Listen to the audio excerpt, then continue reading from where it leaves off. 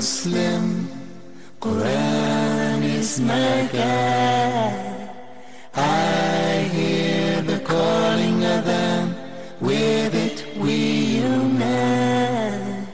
We are special only if we follow his light. The way of Muhammad, calling to paradise. Ya Allah, Ya Allah, we are your servants, Ya Allah, Ya Allah, Ya Allah. بسم الله الرحمن الرحيم. الحمد لله رب العالمين، وصلى الله وسلم وبارك على المصطفى الأمين نبينا محمد وعلى آله وصحبه ومن اهتدى بهديه واستنى بسنته إلى يوم الدين. أما بعد. Dear brothers and sisters in Islam, Assalamu alaikum wa rahmatullahi wa barakatuh. In our program, the objective is to try and analyze what made the Muslims where they are at the moment. And if you recall, we figured out that the distance between us and practicing Islam as we're supposed to be practicing it is so vast, which led to the loss of honor, dignity and pride of the Muslim Ummah. And in order to restore that, the Prophet tells us ﷺ that the only means is to go back to your religion. And in order to go back to our religion, we have to follow the Quran and the Sunnah, the authentic Sunnah, not the scholars who eat from what they teach, not those who consider Islam to be a cult or their tribe rather than their conviction and belief. We have to follow the Quran and the Sunnah with the understanding of our righteous predecessors. No one understands Islam better than them. The companions of the Prophet ﷺ, the Tabi'een and the Tabi'it Tabi'een. These are the best of all generations.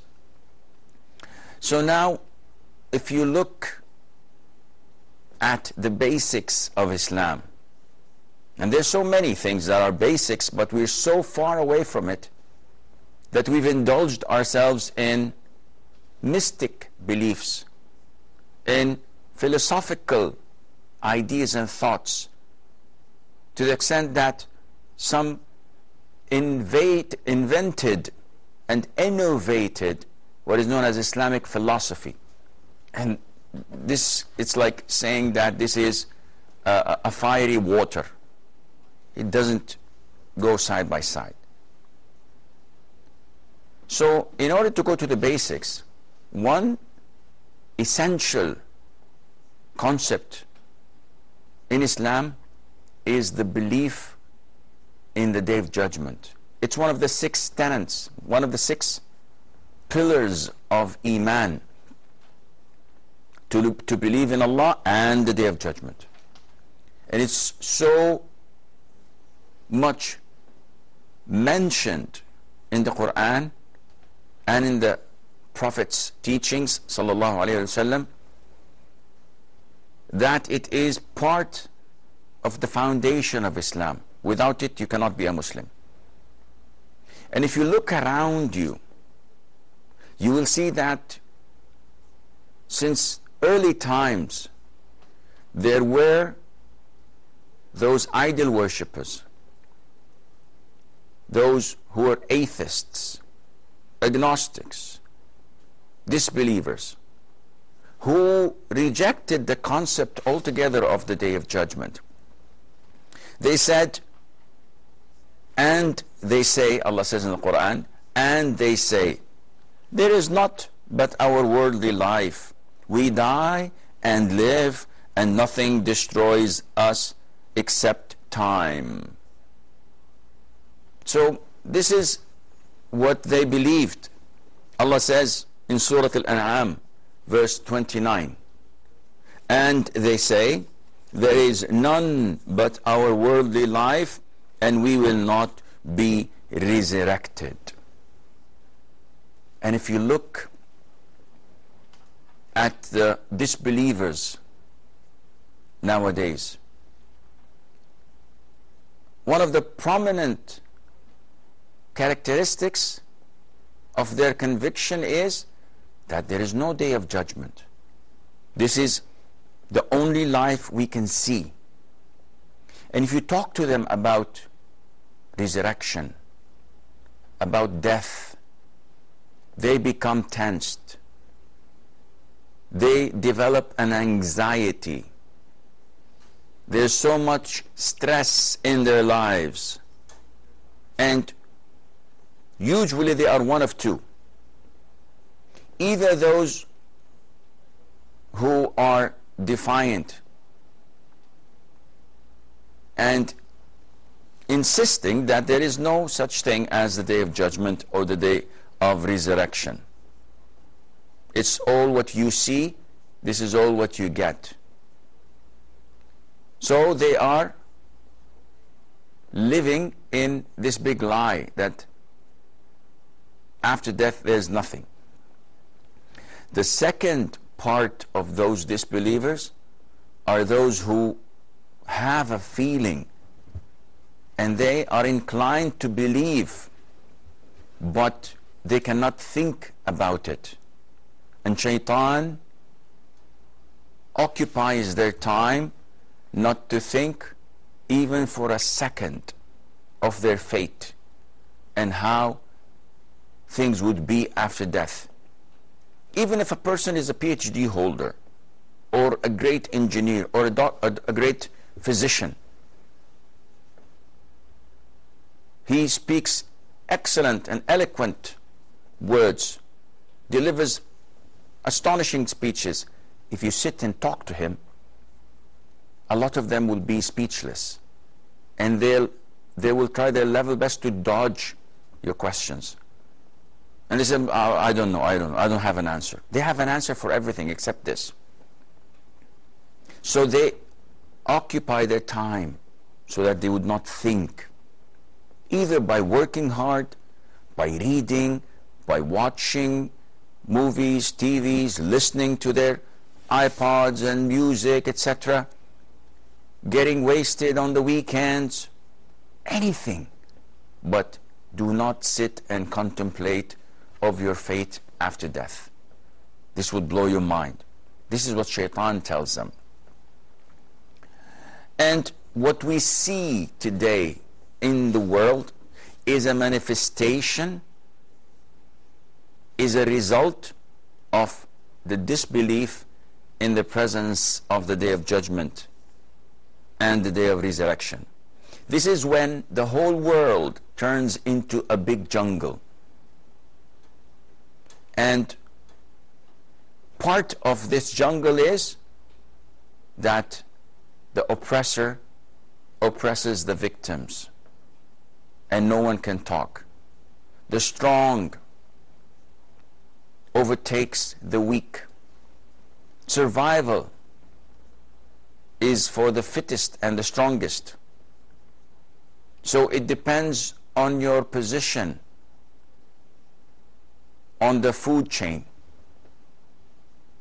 whether you're going to have a good meal or you are going to be that good meal. The reason? Nobody believes in the existence of the day of judgment. The disbelievers in general, they live their moment.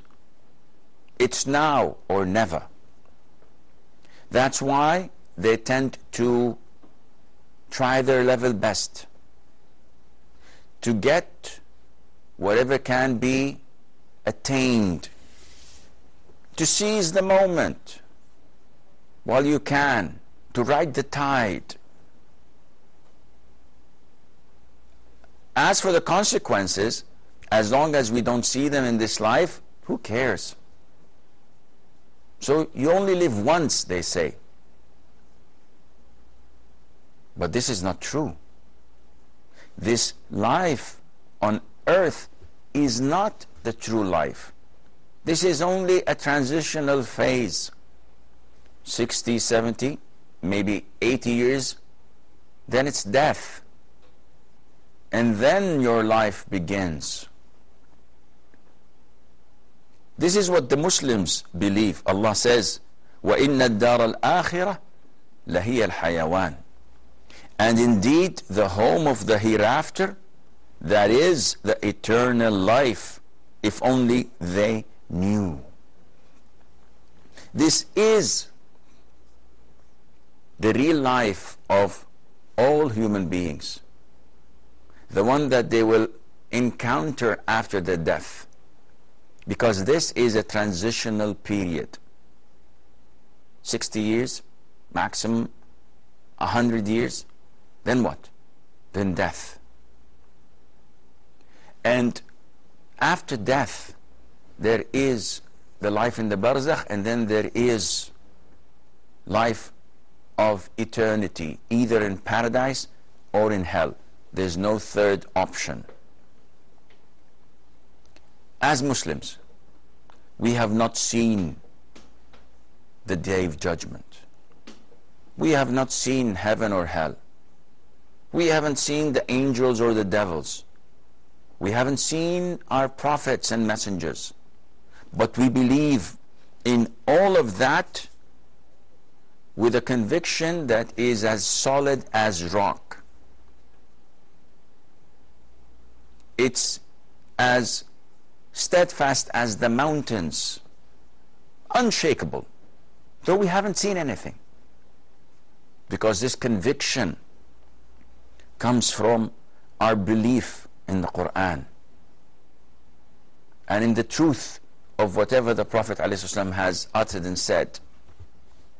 This conviction comes through logic, because the stress and anxiety the disbelievers, the non-Muslims, are suffering from, and also some of the Muslims as well, this anxiety and stress is attributed to their lack of conviction of the Day of Judgment.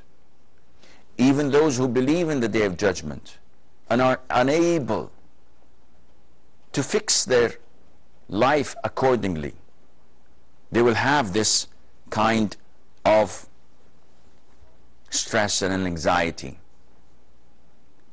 If you look at the non-Muslims, they work hard for their dunya, for their life and world. They try their level best to perfect their policies and procedures, to set what they believe as the fair rules and legislations. They've constructed one of the best infrastructures, even in colonies that they've conquered and colonized. 200 years ago, they still use the same sewer system, because they believed that this life is their only chance. So they want to perfect it and to do the best they can in it, because after that, it's nothing for them. They work for a certain number of hours a day. The Muslims, that is the true Muslims that we are aiming to build, we're aiming actually to restore rather than build, because this is the life of the Muslims since the beginning of Islam. They work 24/7. The difference is that even when they sleep and go to bed, even when they rest, they consider this as working, because whatever they do it with the pure intention to please Allah Azza wa Jal. So even the time spent with your spouse, playing with your children, shopping for groceries, working at your office, hitting the gym, Whatever you do, when you are a true believer of the Day of Judgment, you do it with the conviction that whatever I'm doing is for the sake of Allah Azza wa Jal. This would restore the position of Muslims to be at the front rather than being far away at the back. The essence of the belief in the existence of the Day of Judgment has a number of huge benefits when you believe that there is a Day of Judgment. But if you don't believe the Day of Judgment exists, what would happen? Logically and in normal circumstances, you will have the penitentiaries, you will have the jails filled up with prisoners, incarcerated for their crimes. And if you interview them, they would say, we had a choice to make. And this choice either makes it or breaks it. So if I get caught, I lost. I'll be put in jail. But if I didn't, if I wasn't caught, I would have hit the jackpot. I would have won so much, gained so much. So all these murderers, rapists, thieves, con artists, they all thought that they had a chance. So what they're doing actually is they're playing what is known as the Russian roulette. Either it's a blank or I'm dead, R.I.P. But if you look at the concept of believing in the Day of Judgment, it's a whole different ballgame. And the reason is that a Muslim, before attempting to do anything, he knows that he is accountable, even if there are no CCTV monitoring us. When I perform wudu and I turn the water in my mouth as it's part of the wudu ritual, there's no CCTV, nobody's watching. Might as well swallow some water. I'm thirsty and it's hot. Even children in Norway who are fasting for 19 or 20 hours, may Allah bless them and the parents. They're children, yet they do not do this because it's instilled in their mind that there is a day of recompense. There is a day of resurrection, and we will be held accountable for all of this. Now, if you look at the non-Muslims, what prevents them from living their life, taking what's not theirs,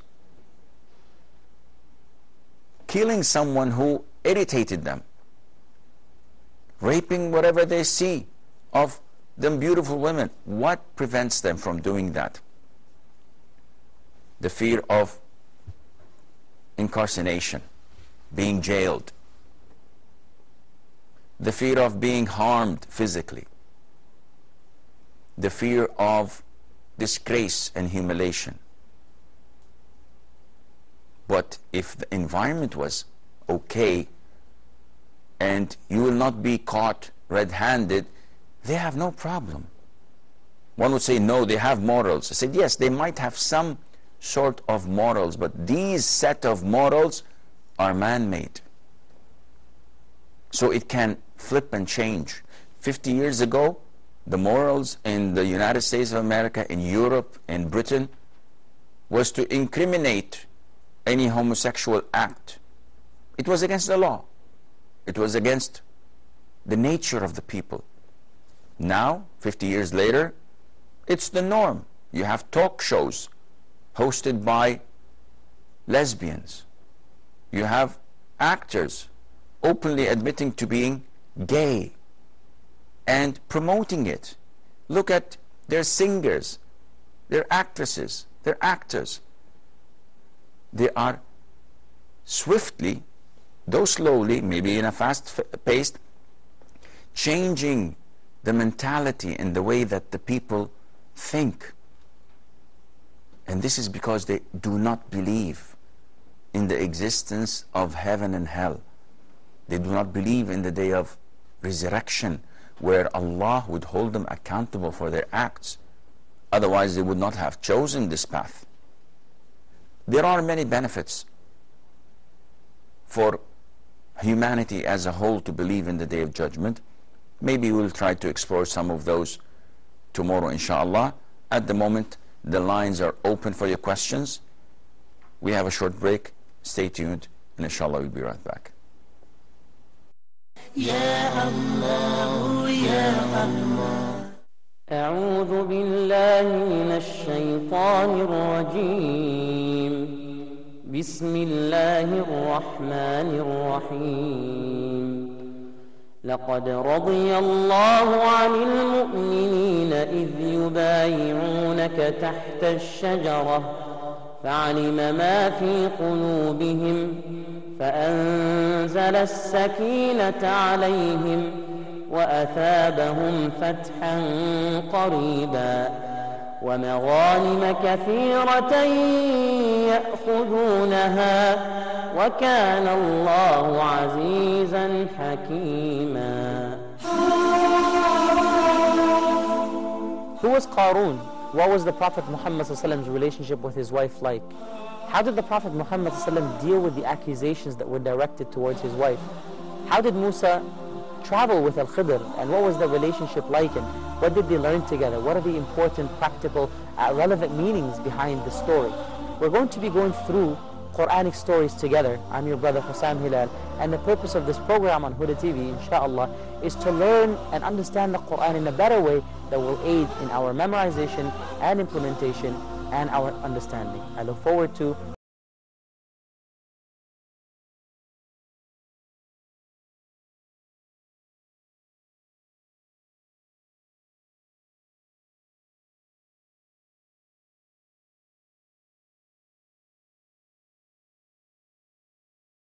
فلا يتدبرون القرآن ولو كان من عند غير الله لوجدوا فيه اختلافا كثيرا. We all know that a person's iman increases and decreases, and the best way to increase your iman is through the Quran.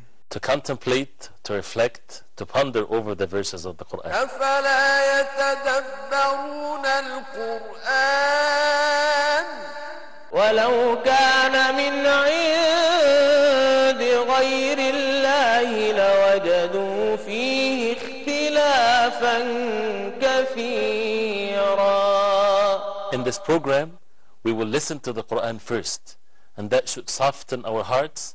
And then once we get to know the meanings and contemplate over these meanings, then we can change by the will of Allah subhanahu wa ta'ala. ولا يأتونك بمثل إلا جئناك بالحق وأحسن تفسيرا. ولا يأتونك بمثل إلا جئناك بالحق وأحسن تفسيرا. Join us this Ramadan for Quran Circle 2.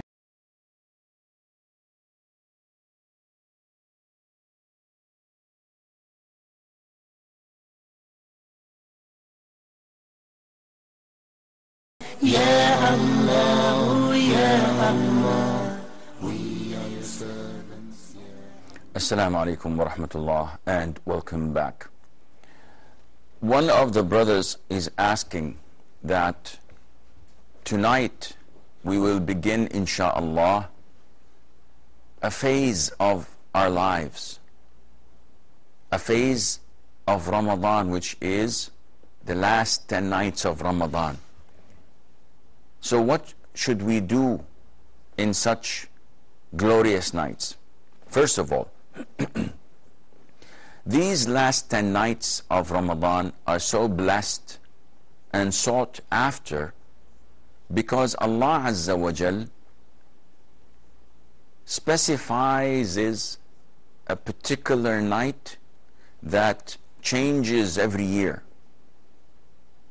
And the Prophet told us ﷺ that most likely it is in the odd nights of Ramadan, 21st, 23rd, 25th, and so on. And this night is known as Laylatul Qadr, the night of decree.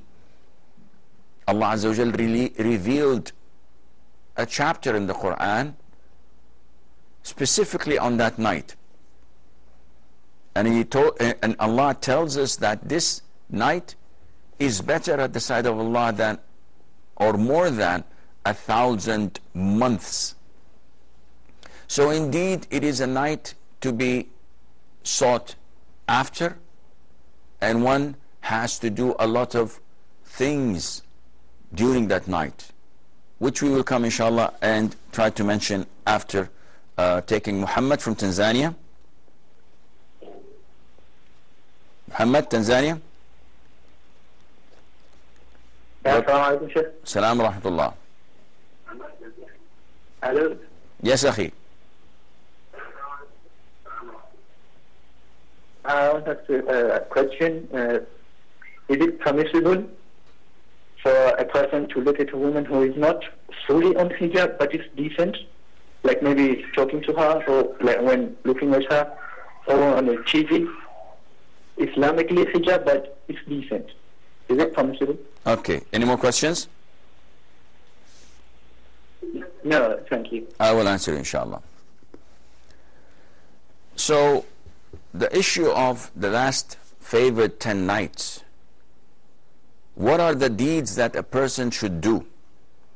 We learned these deeds through looking at the way that the Prophet ﷺ used to do in these nights. So the hadiths tell us that whenever the 10 nights enter, the Prophet ﷺ used to tighten his waist wrapper and wake up and pray the whole of the night, or most of the night.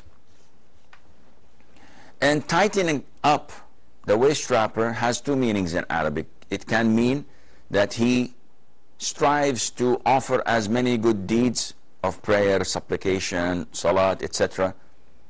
Or it means that he refrains from having any intimacy with his wives, because now this is a time that has to be utilized. So this is the way of the Prophet ﷺ. He used to pray most of the night, but not all of the night, because Mother Aisha told us that he did not, never ever he prayed the whole of the night, but he used to devote the whole of the night for worshipping Allah Azza wa Jal. So one of the most important things for us as Muslims to do in these blessed 10 nights is to implement what Allah has mentioned in Al-Qudsi Hadith, where He says that my servant would not offer any of the forms of worship that would draw him closer to me, more beloved to me than what I had obligated upon him. So look at what are obligatory and do them. And on the top of the list is Isha prayer, Maghrib prayer. These are in the night time. So you have to perform them in the masjid as Allah Azza wa Jal has ordered you, and the Prophet ﷺ had directed you to do this. Sayyid from Oman. Assalamu alaikum, Sheikh. Assalamualaikum. I really like your program, Sheikh. May Allah reward you immensely for this program. Jazakallah khair. Sheikh, my question is with regards to, Sheikh, I've got a watch which has got a small gold component inside working mechanism of the watch. It is not visible from the outside, but it is just to function the watch. Is it haram to have this kind of watch in possession, Sheikh? So you're sure that it is gold inside? Yes, the seller actually told me that there is a gold which is used only to, to function the watch, which is not visible from the outside. Any more questions, Sayyid? No, Sheikh. This is my question for Okay. now. Hayyak Allah. Fatima from Gambia? Yes. Your question, Fatima. Assalamu alaikum, sir. Salamullah. We thank God and thank Allah for you people that are enlightening us in the Gambia. I couldn't understand your question, Sister Fatima. Listen to me from the phone, please.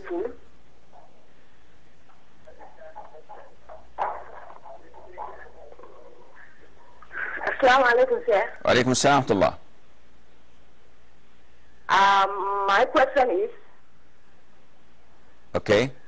Suppose you did not learn the Quran, the only thing you know about the Quran is maybe Surah Al-Fatiha, Surah Al-Ikhlas, and some surahs. Now, you want to pray the night prayer in this end of the Ramadan, in this last 10 days of the Ramadan. What do you do? That is my first question. Can you read it from the Quran? What do you do? Can you read it from the Quran if you hold the My Muslim? second question is, suppose you have somebody, maybe a co-wife who hated you so much for several years, and you have tried your best for several years to make peace with her.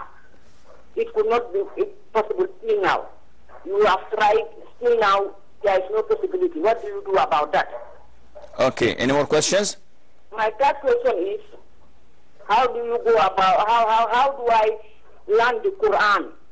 Because I find it very difficult to pronounce the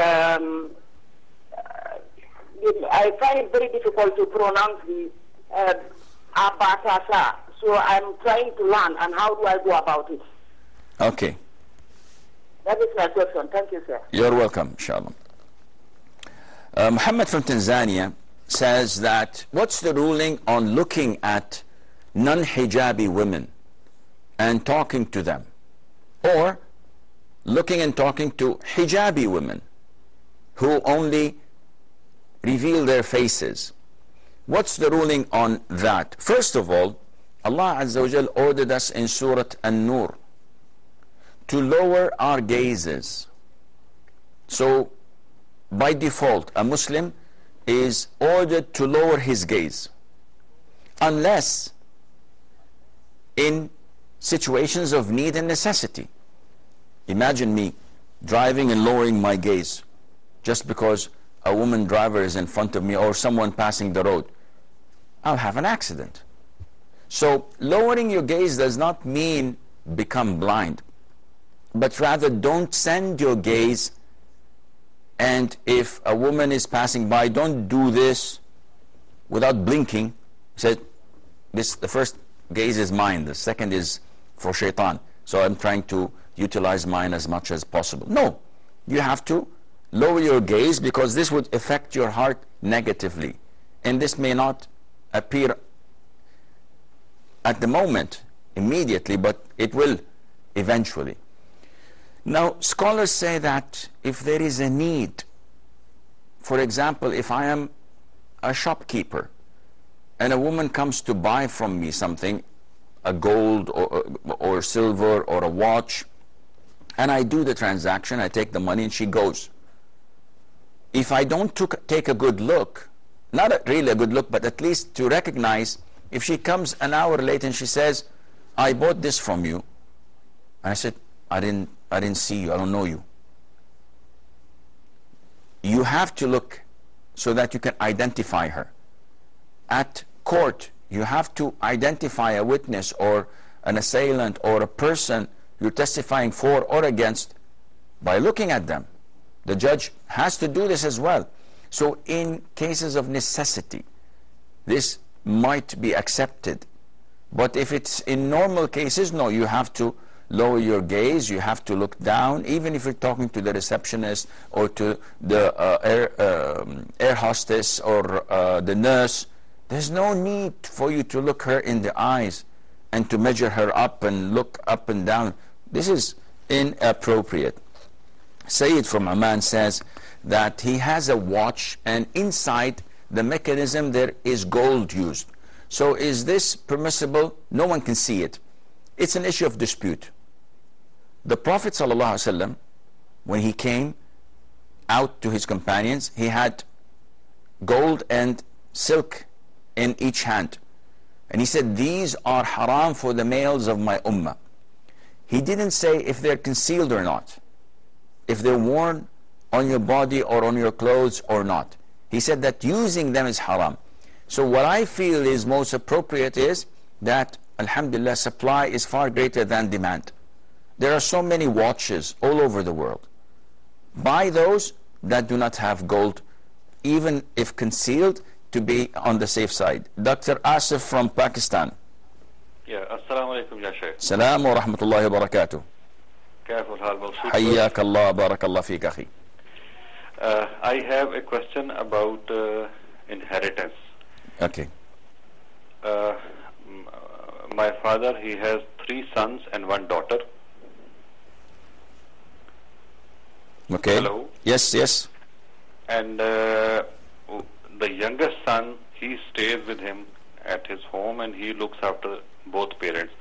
The remaining 2 sons and a daughter, they are away and they live separately. Okay. Now, the youngest son who lives with the father, he is looking after, both of them are old, and he looks after them for last 20 years. Okay. Now, the house that is owned by my father, he lives in that house with the youngest son. Now, regarding the division of property of that house, my father, he has a soft corner for the younger son, and what he has in his mind that he should gift this house to his younger son. 1 son and 1 daughter. 1 son means me and my sister. We have agreed, okay, you can gift this house to the younger son, but one of our elder brother, he says that I want its share. Okay. Now, the father thinks that this property should be gifted to the younger son, but my eldest brother, he says that I want a share out of this property. Okay. Now, number 1 question is about the pattern of division and what is the recommendation. And the number 2 question is that my youngest brother who lives with father, he used to spend on this house in renovation and everything. And that was quite a good amount. How that renovation amount will be adjusted in this property? Okay. I will answer you, inshallah. Yes. Ahmed from Saudi. Assalamu alaikum, Sheikh. Salamullah. Sheikh, Jazakallah khair for your very nice program. I have 3 questions, Sheikh. Okay. Sheikh, number 1, we heard a hadith in which husband, when he calls the wife should respond, even if she's like on the back of a camel or something like that. So she must respond to her husband in any state.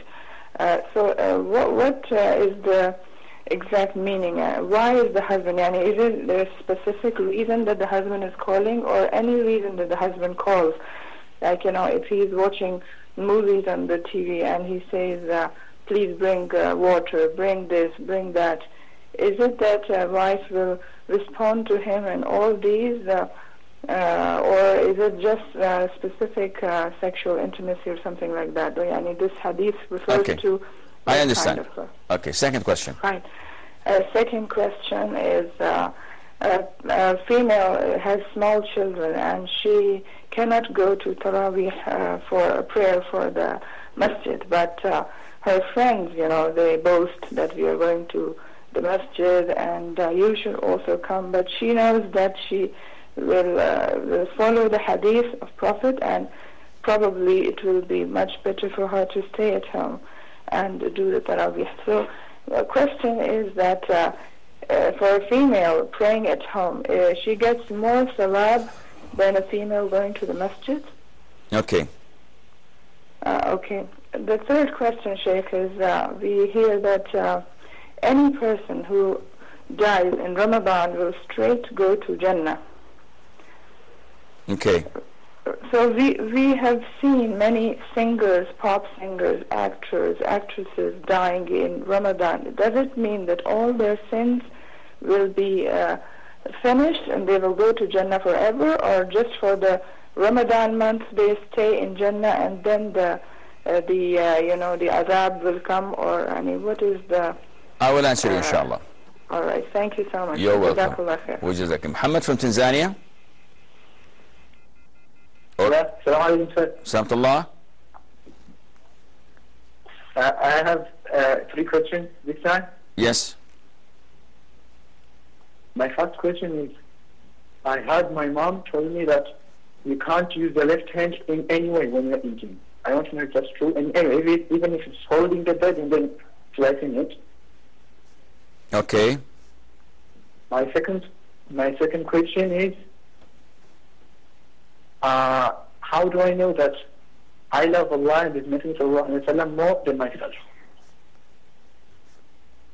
Okay. And my third question is, if your parents come. Okay. Unfortunately, we've lost Muhammad's third question. Fatima from Gambia, she says that she does not know the Quran. She only knows the Fatiha and short surahs. So how can she pray night prayer? You have 2 options. One, by repeating these surahs on and contemplating in their meanings. This is totally permissible and recommended. There's nothing wrong in that. There's no shame in that. But the longer you stand in prayer and reciting, this is what Allah loves. Option 2 is to hold the Mus'haf, if you can read Arabic, and recite longer surahs if you wish. Her second question is that her co-wife has hatred towards her because they're married to the same husband. Usually women have this between them, competition, jealousy, etc. So she tried her level best over the years to reconcile and to be kind and to come forward, but the other one is not susceptible. So what can she do? Nothing. You've done your level best. Allah would reward you immensely, and there's nothing more you can do. Alhamdulillah, the reward is there. Her third question is, alphabet of Arabic is very difficult, and she finds it difficult to learn the Quran. So what can she do? Well, you have to practice. And as they say, practice makes perfect. And one of the brothers was objecting to this, practice makes perfect. He says, no, perfect is an attribute of Allah, etc. This is ridiculous. If a person is a good driver and you say he's a perfect driver, what's wrong in that? If he writes nicely and his writing is perfect, flawless, there's nothing wrong in that. There's nothing to do with Allah Azza wa Jal for people to object. But some people are a little bit paranoia. They're paranoid of these things, of what they think is halal and haram, and without knowledge you get clowns and jokers doing all of these things. So you try your level best to practice until you perfect it. It takes time. Languages take time. And as you have learnt English, alhamdulillah, you can learn Arabic easily, because Allah Azza wa Jal told us in the Quran that وَلَقَدْ يَسَّرْنَا الْقُرْآنَ لِلذِّكْرِ فَهَلْ مِن مُدَّكِرٍ. Allah had made the Quran easy to be recited, to be memorized. So the best fashion is to learn the basics of the alphabets to the best of your ability. Second stage, listen in tons of times to the Quran being recited, and recite. So Surah Al-Ikhlas itself, listen to the Qari say قُلْ هُوَ اللَّهُ أَحَدٌ. You recite it with him 10 times, 50 times, 100 times, and then you will inshallah be able to pronounce it well. Dr. Asif has a problem with their father's distribution of property. And this kind of will is un-Islamic. Muslims don't need to distribute the wealth of a person before he dies. Okay, if you are in an un-Islamic country and once a person dies, if there is no will, they don't know what to do with the wealth, maybe they'll make everyone equal in it, etc. This is understandable.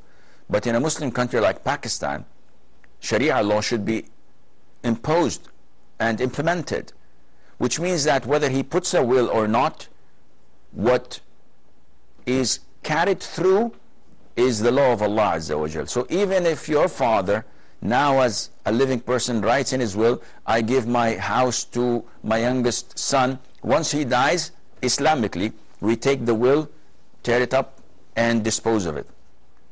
Because you have no right in giving someone who is an heir to you any portion extra to what Allah has given. So according to the Sharia, if a man dies leaving a wife, 3 boys and a girl and a daughter, what to do?